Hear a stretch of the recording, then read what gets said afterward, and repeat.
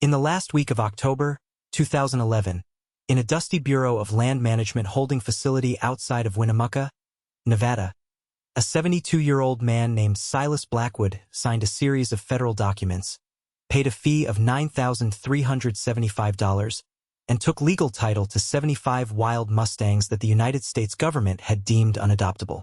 Nobody asked him to do it. In fact, several people had tried to talk him out of it. He did it anyway.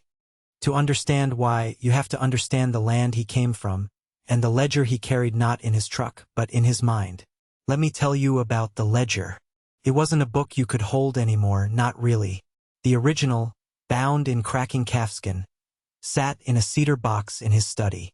It was started on May 11, 1888, by his great-grandfather Elias Blackwood, the first of their line to hold the deed to the 12,300 acres that constituted the Blackwood Ranch. Elias had not been a man for poetry. His entries were stark, a record of numbers against the vast, unforgiving landscape of the Great Basin. May 11th, 4 inches snow, north slope. Moved 200 head to low pasture. Lost 1 calf to coyote. Wind out of the west. The entries continued, day after day, year after year. A fine-grained data set written in fountain pen and frostbite. His son, Silas's grandfather, continued it. Then his father. Silas himself had made entries for a few years, before the habit faded. But he had read it. All of it. He had read it so many times that its contents were no longer ink on paper. They were part of his own memory. He knew the rainfall totals for 1924. He knew the year the cheatgrass first appeared in the west pasture, 1947. A single notation by his father. New grass, fine and soft, near the dry wash. Cattle like it. A sentence that now read like a death warrant. Silas Blackwood was 72 years old, had ranched on this same land for 52 of those years, and was known for 2 things. His silence and the fact that he could set a juniper fence post that would last for a century. He was a slight man, bent by work into the shape of a question mark. His face was a roadmap of sun and wind, his eyes the pale, washed-out blue of a winter sky. He wore the same uniform every day. Worn Levi's, a faded chambray shirt, and a pair of scuffed red wing boots that were older than his granddaughter. He drove a 1998 Ford F-250 with 347,218 miles on the odometer. A truck so thoroughly coated in a patina of dust that its original color was a matter of local debate. His movements were slow, deliberate, efficient. He never wasted a step, never spoke a word when a nod would suffice. This economy of motion and speech was often mistaken for simplicity. It was not.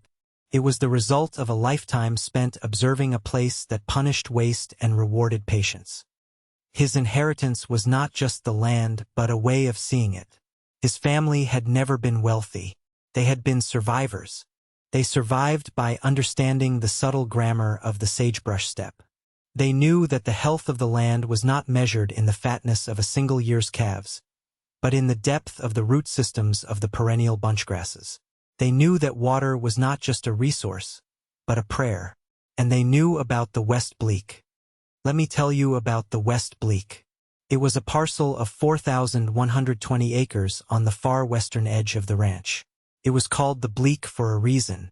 Its soil was shallow, its grade was steep, and it baked in the afternoon sun. For generations, the Blackwoods had used it sparingly, as emergency winter pasture.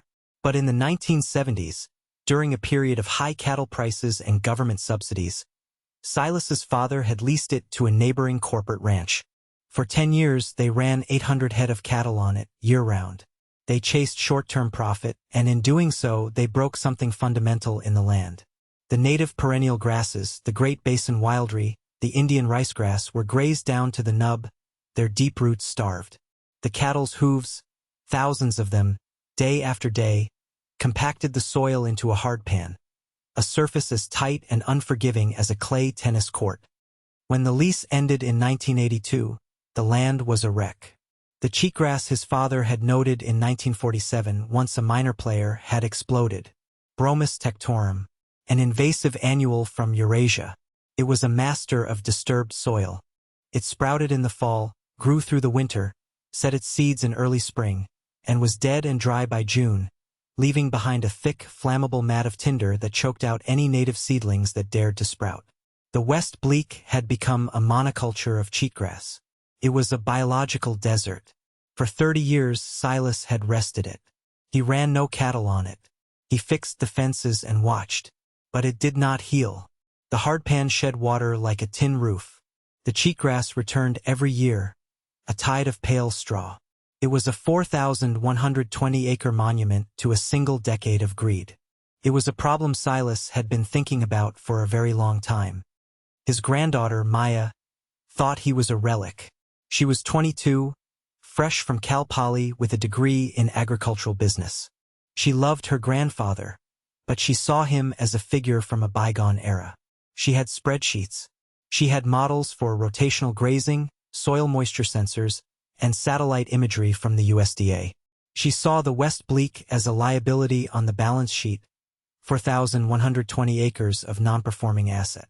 She had a 5-year plan to restore it using a disc harrow, a seed drill, and $80,000 worth of expensive native grass seed. She would say, "Grandpa, we have the technology now. We can fix it." Silas would just nod, looking out the window toward the west, and say nothing. His silence was a source of constant frustration for her. She did not yet understand that he was not ignoring her. He was listening to a different set of data, one that had been accumulating for 123 years. The horses were not a new problem. They were a perennial one, as reliable as the summer heat. The Calico Mountains Complex, a sprawling herd management area managed by the Bureau of Land Management, bordered the Blackwood Ranch to the north. The BLM estimated the appropriate management level, AML, for the complex. The number of horses the land could theoretically sustain without damage, at between 572 and 952 animals. In the summer of 2011, the aerial survey counted 2,845. This was the world of David Chun. Chun was 38 years old, a rangeland management specialist for the BLM's Winnemucca District Office. He had a master's degree from the University of Idaho and had been in his post for 6 years. He was sharp, dedicated, and a true believer in the mission of his agency, which was to balance the competing uses of public land: grazing, mining, recreation, and wildlife. He was a man of data. He lived in a world of acronyms: HMA, AML, NEPA, EA, and his thinking was guided by statistical models and federal mandates. He drove a clean, white Ford F-150 with the Department of the Interior seal on the door. He wore a crisp khaki uniform and carried a GPS unit on his belt. He was not a villain. He was a professional, tasked with an impossible job. The Mustang issue for Chun was a math problem that had grown cancerous. The herds doubled in size every 4 to 5 years. Without natural predators, their numbers exploded, putting immense pressure on the fragile ecosystem. The roundups, or gathers as the BLM preferred to call them, were the primary tool he had. In August of 2011, the helicopters came. For 3 weeks, contract pilots in Bell 206 Jet Rangers hazed the horses for miles across the high desert, funneling them into jute and steel panel traps. It was a brutal, efficient, and controversial process. They gathered 1,922 horses. From the air, the bands of bays, sorrels, and grays looked like rivers of muscle flowing over the sagebrush hills. Up close, in the holding pens, they were terrified individuals, their eyes wide with panic, their bodies slick with sweat and streaked with dust.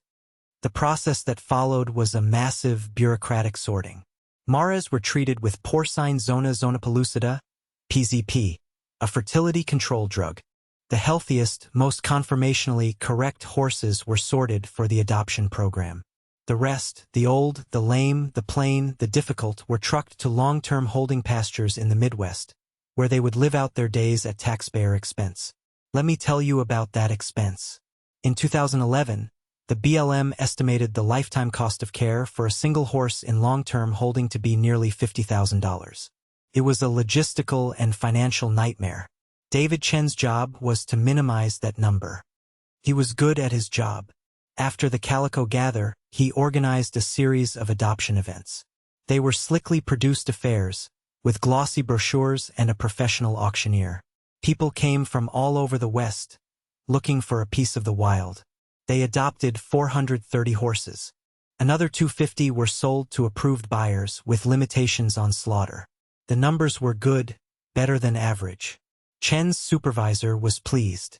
But when the dust settled, there was a remainder, a statistical anomaly. 75 horses. These were the undesirables, the leftovers. There were 42 maras and 33 geldings. Their average age was 11. In the world of horses, this is middle-aged, the point where resale value plummets. Many were plain brown or sorrel, the colors of dust. A few had old wire-cut scars on their legs. One gelding was blind in one eye. Another had a crooked front leg from a long-ago injury. They were not pretty. They were not young. They had been passed over at 3 separate adoption events. They were, in the clinical language of the BLM's internal reports, unadoptable. They were scheduled to be shipped to a pasture in Kansas on November 1st. They were a line item on David Chen's budget, a column of red ink. They were 75 problems he needed to solve. It was late October when he remembered Silas Blackwood. He knew the old man sometimes took in a stray.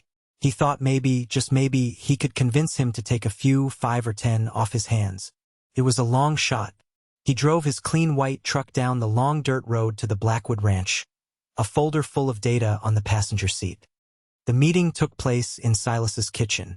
It was a room that smelled of coffee, wood smoke, and thyme. An ancient cast-iron cookstove stood against one wall. A simple pine table, built by Silas's grandfather, occupied the center of the room. David Chen sat on one side, his posture straight, his folder open. Silas sat on the other, a ceramic mug of black coffee held in his gnarled hands. Maya stood by the counter, a silent observer, her arms crossed. She was there to translate her grandfather's silence, to make sure he wasn't taken advantage of. Chun began his presentation. He was articulate, reasonable. He laid out the data with calm precision. "Mr. Blackwood," he started, "we have an overpopulation crisis. The calico HMA is at 3 times its appropriate management level. The forage is depleted. The water sources are stressed. We had to conduct the gather. It's a matter of ecological health." He showed Silas photographs of denuded rangeland, of horses with their ribs showing before the roundup. Silas nodded slowly, his eyes on the papers but not seeming to read them. He already knew this. He could see the state of the Calico Range from his own west fence. Chun pressed on, getting to the point. "We've had a successful adoption season, placed over 400 animals in good homes. But we have a remainder, 75 head. They're older animals, Mr. Blackwood. Tougher cases. They're scheduled for long-term holding. The cost to the taxpayer is enormous." He slid a fact sheet across the table. It showed the cost analysis, the per head, per day expense. $185 per day, per horse, Chun said, tapping the number. Over a 10-year lifespan, that's almost $7,000 per animal, and that's a conservative estimate. For these 75, we're looking at over $500,000 of federal money. Maya shifted her weight. This was language she understood. Numbers, costs, liabilities. Her grandfather was a sentimental man, but even he had to see the logic. "I'm authorized," Chen continued, lowering his voice into a more confidential tone, "to offer them for a reduced adoption fee. The standard is $125. Frankly, at this point, we just want to find a place for them. If you could take 5, maybe 10, it would be a significant help." He saw them as units of liability. Moving 10 units from his column to Silas's would be a small victory. Silas took a slow sip of his coffee. The silence in the room deepened. Chun fidgeted with a pen. Maya started to speak, to explain that the ranch couldn't possibly afford the hay for 10 extra mouths, especially not on the West Bleak. But Silas held up a hand, a small, almost imperceptible gesture. He looked at Chun, his gaze direct for the first time. He spoke, his voice a low rasp, like stones rubbing together. "I'll take them." Chun blinked. "I'm sorry." "All of them?" Chun was stunned into silence. He thought he had misheard. All 75. Silas nodded once. Maya stepped forward. Grandpa, no. You can't. That's almost $10,000 just to buy them. We'd have to buy hay all winter. The West Bleak can't support them. The financials are impossible. Chen, recovering, found his voice. He felt a strange mix of relief and alarm. This was an incredible solution to his problem, but it felt wrong. Felt reckless. Mr. Blackwood, with all due respect, these aren't prime animals. They have no economic value. They're not trained. They're not bred for anything. They're a herd of liabilities. This was the core of his argument, the crux of his worldview. Liabilities, economic value, purpose defined by the market. Silas set his mug down on the pine table. The soft click was the only sound. He looked at the young man in his crisp government uniform, a man who saw the world through a spreadsheet. He didn't see an enemy. He saw a man who had been taught a different way of counting. He spoke again, his voice quiet but carrying the weight of the generations who had sat at that same table. His words were not an argument. They were a statement of fact, a principle from a different kind of ledger. Their worth isn't in what they are. It's in what they can do. Chin didn't understand. He thought the old man was being poetic. He said, "What can they do, Mr. Blackwood? Eat grass and cost you money?" Silas looked past Chen, out the window toward the pale, straw-colored expanse of the West Bleak. "They can fix the land." It was a preposterous statement. It flew in the face of everything David Chun had learned in his rangeland management program. Horses, especially in high concentrations, damaged land. They were a destructive force. That was the entire premise of his job. He opened his mouth to object, to quote studies, to show charts on soil compaction and forage depletion. But Silas spoke one more time, cutting him off. The line was quiet, unanswerable. "You see 75 problems. I see the tool I've been waiting for 30 years. The deal was done." Chun, bewildered, filled out the paperwork. Maya stood by, shaking her head, convinced her grandfather had finally, after 72 years of stubbornness, lost his mind. He was trading a significant portion of his life savings for a herd of worthless horses to put on a worthless piece of land. It made no sense. It was an act of economic insanity.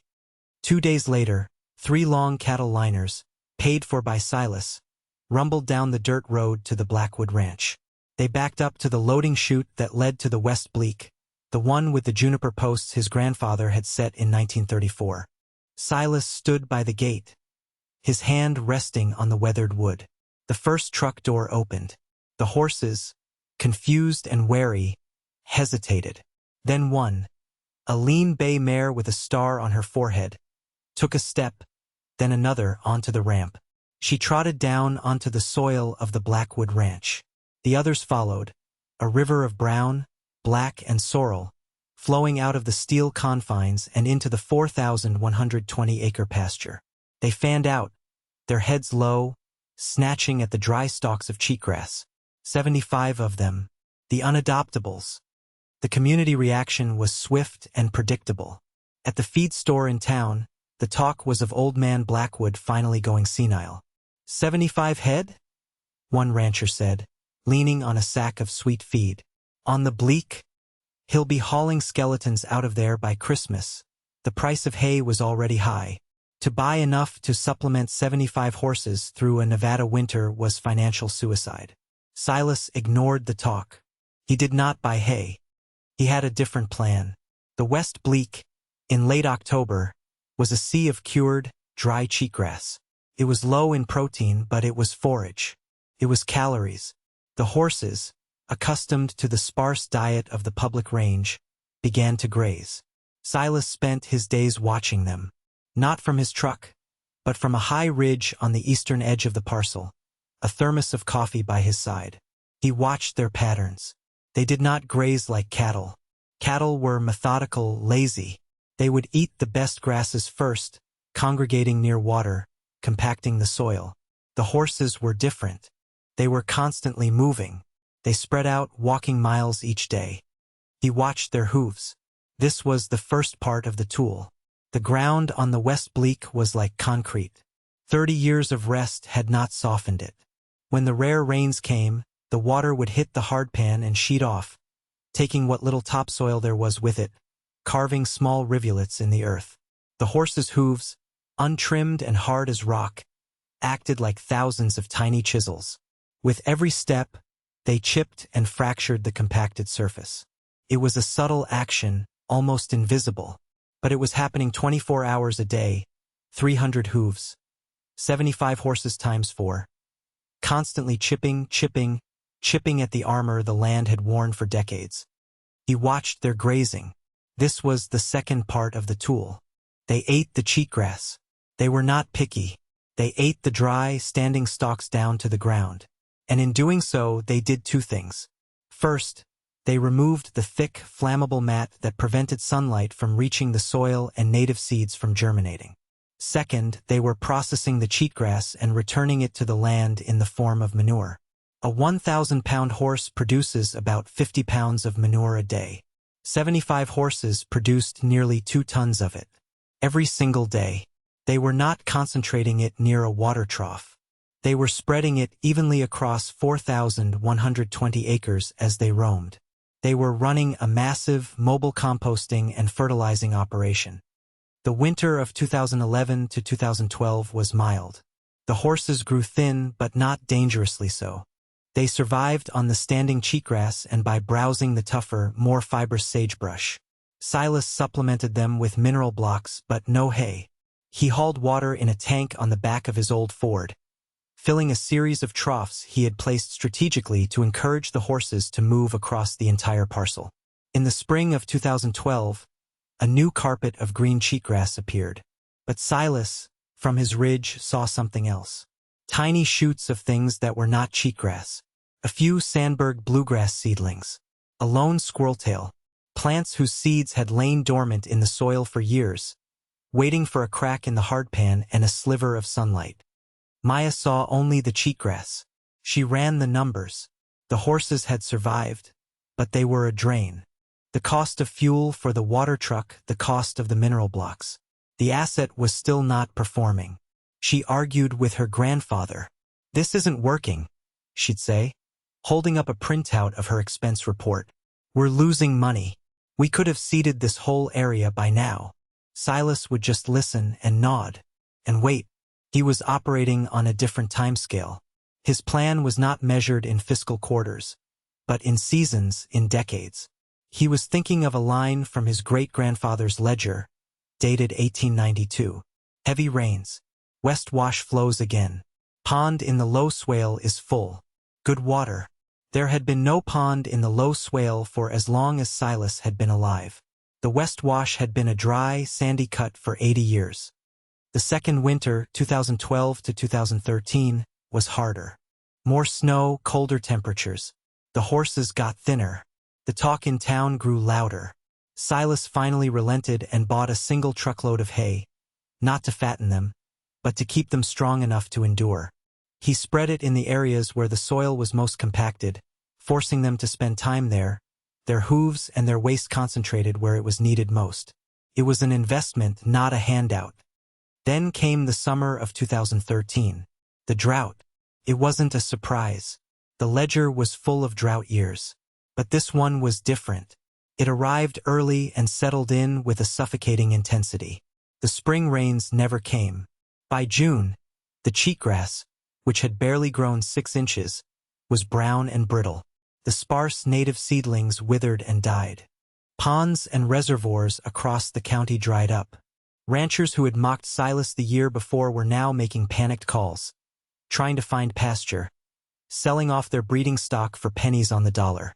The BLM was trucking water to the remaining horses on the public range. The land was gasping. In early August, David Chen's white Ford F-150 appeared again at the end of Silas's long driveway. He wasn't there to gloat. He was genuinely concerned. He had been monitoring the situation through satellite imagery, the same NDVI maps Maya used. The West Bleak looked like a disaster zone. From space, it was a patch of brown, even browner than the surrounding, heavily grazed BLM land. He found Silas by the troughs, the old man's face grim as he watched the horses drink. They were thin, their ribs showing like shadows beneath their dusty coats. But their eyes were clear. They were survivors. "Silas," Chun said, forgoing the formalities. "This is bad. It's worse than I thought. You have to let me help." "They're drinking," Silas said. "They're starving," Chun countered. "Look at them. The data is clear. This land can't support this many animals, especially not in a drought. You've overgrazed it into a moonscape." He gestured at the bare ground around the troughs. "There's nothing left." He was right, in a way. The horses had eaten everything. The cheatgrass was gone, grazed down to the mineral soil. The land looked raw, exposed, wounded. "I can get a truck," Chin offered. "We can take them back to the holding facility. We'll feed them. It's the humane thing to do, Silas. You're letting sentiment get in the way of good management. This experiment has failed." Maya was there. She had driven out with Chun. She agreed with him. She looked at the skinny horses, at the barren ground, and felt a wave of shame and pity. Her grandfather's stubbornness had led to this. It was cruel. "He's right, Grandpa," she said, her voice soft. "It's time to give up." Silas looked at the horses. He looked at the baked earth. He looked at the two young people with their worried faces and their certainty. They saw a failure. He saw a process that was not yet complete. The horses had done their job. They had removed the cheatgrass. They had broken the hardpan. They had fertilized the soil. Now the land was ready. It was waiting. He turned to Chin. "The land's not done yet," he said. It was the same quiet defiance from his kitchen 2 years earlier. Chun threw his hands up in frustration. "Done with what? Dying? Silas, there is nothing here." "There's 2 years of hoof action," Silas replied, his voice level. "There's 2 years of manure worked into the topsoil. There's no cheatgrass seed bed for the first time in 60 years. The land is open. Now we just need the rain." Chun shook his head, a look of profound disappointment on his face. He saw a delusional old man, clinging to a fantasy while animals suffered. He had tried. He got in his truck and drove away, the dust pluming up behind him. Maya stayed. She looked at her grandfather, at the unwavering certainty in his pale blue eyes, and for the first time, she felt a flicker of doubt in her own judgment. He saw something she could not see. He was reading from a book she did not have access to. The rain came in the second week of September. It did not come gently. It came in a fury, a series of thunderstorms that rolled in from the west, black-bellied and violent, the kind of rain that usually meant disaster for degraded land. Across the valley, on other ranches and on the BLM allotments, the water hit the compacted, bare ground and ran off immediately. It formed flash floods in the arroyos, tearing out fences, washing out roads, carrying away tons of precious topsoil in a brown, churning slurry. It was a landscape bleeding out. Silas and Maya stood on the porch of the old ranch house and watched the deluge. Maya was terrified. She imagined the west bleak, already so bare, simply dissolving, washing away down into the valley. All that work, all that money, all that suffering, erased in an afternoon. The storms lasted for 3 days. On the 4th day, the sun came out. The air was washed clean, and the world smelled of wet sage and damp earth. Silas said, "Let's go for a ride." They saddled 2 of their saddle horses and rode west. As they crested the ridge overlooking the bleak, Maya braced herself for a scene of utter devastation. She expected to see a landscape scarred by erosion, a network of new gullies cut into the earth. She saw something else. The land was wet, but it was intact. There were no new gullies. The water had not run off. It had soaked in. The 2 years of hoof action, the chipping and fracturing of the hardpan, had created a porous surface. The 2 years of manure had created a thin, spongy layer of organic matter that held the water like a blanket. The 4,120 acres of the West Bleak had absorbed the deluge. It had drunk the rain. They rode down into the low swale, the area where Silas's great-grandfather had noted a pond a century before. It was an area that, for Maya's entire life, had been nothing but a dense, impenetrable thicket of sagebrush and the driest, most baked earth on the ranch. But the horses, seeking the last bits of forage and shade, had spent much of the hot summer concentrated there. They had trampled the brush, eaten the cheatgrass, and worked the soil. The ground was bare, dark with moisture. And in the very lowest point of the swale, a depression no bigger than a pickup truck, something was glistening. They dismounted and walked closer. Maya's heart was pounding. It was a puddle, nothing more, a remnant of the storm. But Silas knelt down, his old knees cracking. He ignored the puddle. He looked at the ground a few feet away from it. He pressed his fingers into the dark, damp soil. He was silent for a long time. Maya watched him, her breath held. He looked up at her. There was a look in his eyes she had never seen before. A look of quiet, profound vindication that spanned generations.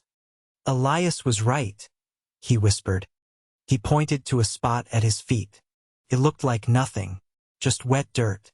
But as Maya stared, she saw it. A tiny, almost imperceptible movement. Water was not flowing over the ground.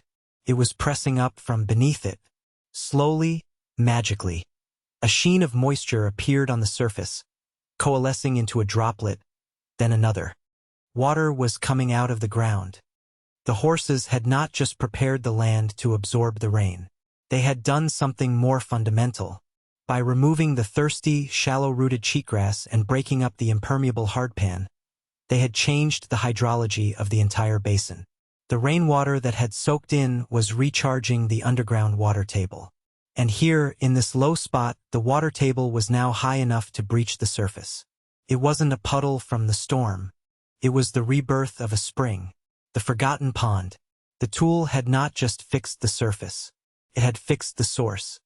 They stood there for an hour, watching the small patch of damp earth slowly, miraculously, turn into a pool of clear, clean water. The 75 worthless horses had bought it. Their hunger, their hooves, their bodies. They had paid for it with 2 years of hardship. A week later, Silas called David Chen. He didn't explain. He just said, "You should come see something." Chen arrived, skeptical and wary, expecting another argument. Silas and Maya met him at the gate to the West Bleak. They didn't speak. They just led him on horseback to the low swale. The pool was wider now, perhaps 30 feet across. A clear, still body of water in a place that had been bone-dry for nearly a century. A pair of mallards, pioneers on a new frontier, floated serenely on its surface. The 75 Mustangs were scattered around its edge, drinking deeply, their thirst finally truly quenched.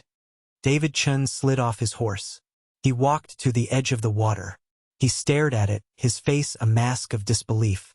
He knelt down just as Silas had. He dipped his hand in the water. It was cold. It was real. He looked at the bare earth surrounding it and he finally understood. This wasn't runoff. This was a spring. He looked up at Silas, who was sitting quietly on his horse, his face impassive. Chen, the man of data, of charts, of predictable outcomes, had no category for this. No model in his university training had predicted that overgrazing by unmanaged horses could restore a wetland. His entire professional framework was built on the opposite premise.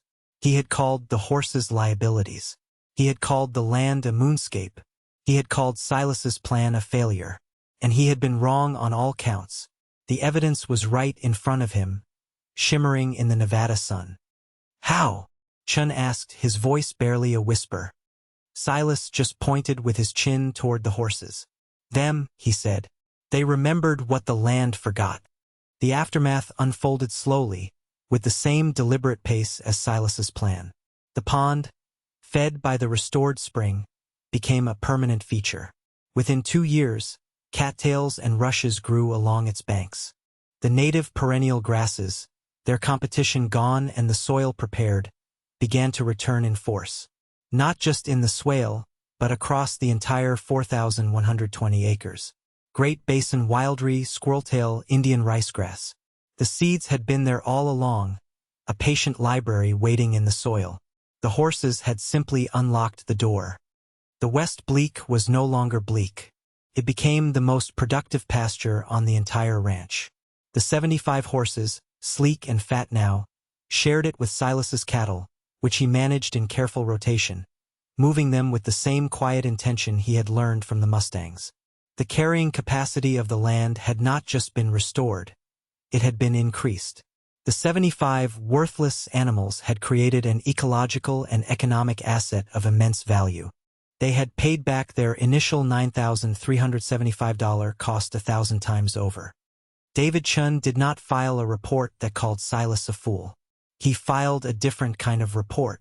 It was a long, narrative-driven document, full of photographs and personal observation, light on acronyms and heavy on words like unexpected, paradox, and restoration. It was titled The Blackwood Anomaly. It was not well received by his superiors in the state office. It was anecdotal. It was unscientific. But it changed him. He started spending more time out of his truck, walking the land, talking to old-timers. He began to question the rigid certainty of the AML numbers. He started to wonder if there were other tools besides helicopters and holding pens. His career took a different path, one that led him toward a more holistic, observational approach to land management. He became, in his own way, a student of Silas Blackwood. 5 years after the pond reappeared, Silas, at the age of 80, deeded the 4,120 acres of the West Bleak not to Maya, but to a conservation trust. He wrote the covenant himself. Maya, who now managed the ranch with a wisdom that blended her spreadsheets with her grandfather's ledger, was named the trust's director. The covenant had only one simple rule. The land must forever remain home to a herd of at least 75 wild Mustangs. They were not to be managed, gathered, or culled. They were to be left alone to continue their slow, patient work. They were no longer a tool. They were part of the land itself, as essential as the sagebrush and the sky. The story of Silas and the 75 horses became a quiet legend in that part of Nevada. It teaches a simple lesson. The systems we build, our economies, our sciences, our governments, are designed to measure a certain kind of value. The value of the immediate, the predictable, the profitable. We get very good at counting what fits inside our models. But the world is always larger than our models. It contains other values, other forms of worth, that are invisible to our spreadsheets. True wealth is not always a number in a bank account. Sometimes it is a spring, reborn. Sometimes it is a piece of land, healed. And sometimes the most valuable thing you can do is to have the patience to see the worth in something everyone else has thrown away. What survives is not always what is strongest or fastest, but what is most intricately connected to the health of the whole. What is rigid breaks. What adapts, what gives back, endures.